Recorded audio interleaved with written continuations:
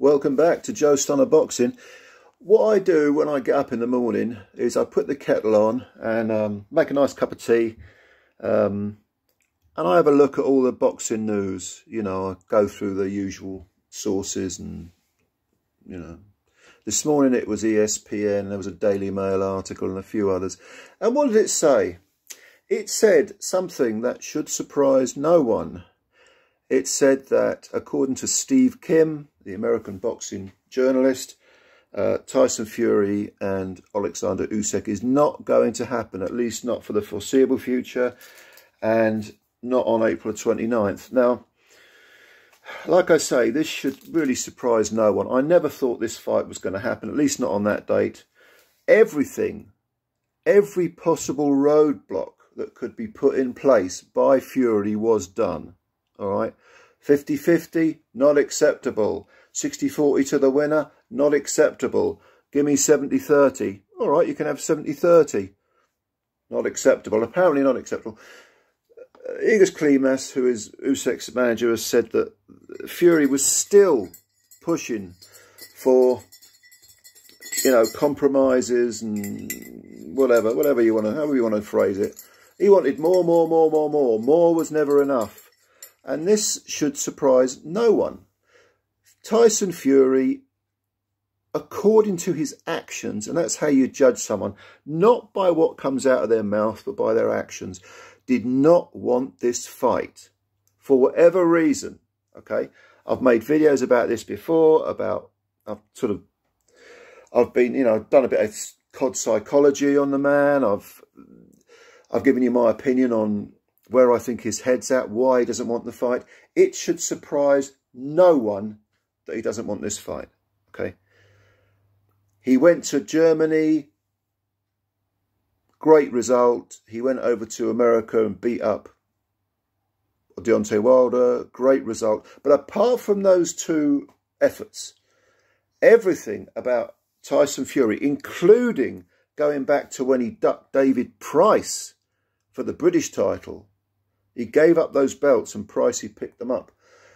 Everything about Fury's career points towards him being highly cautious, highly manipulative, gaslighting opponents, talking an unfathomable amount of drivel about how he's the greatest heavyweight ever and why should I fight this bloke because, you know, he lost to so-and-so, therefore why should I fight it? All this, it's like Floyd Mayweather in heavyweight clothing.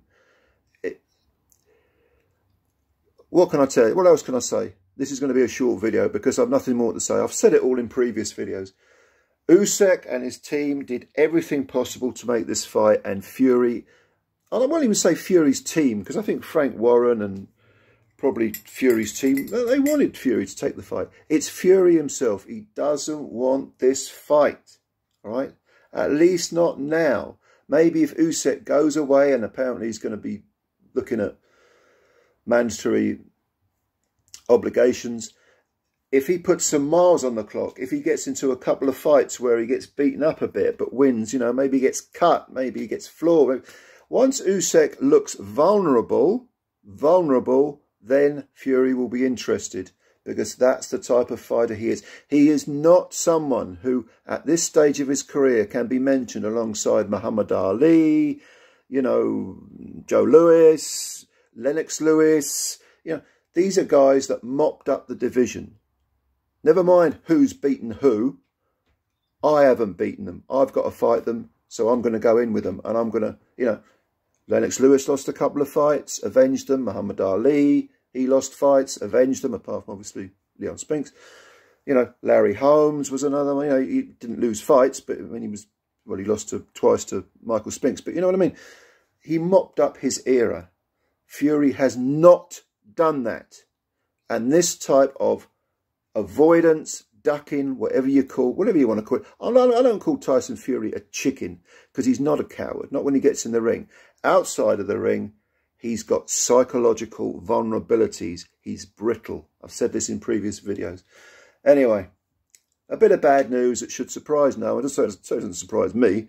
The fight's apparently not on, according to Steve Kim anyway. Let me know what you think. Who do you blame? I think I've made it clear who I blame. Leave your comments below. Subscribe to the channel if you're new and hit the like button as well. That'd be a big help. Nice one. Catch you later.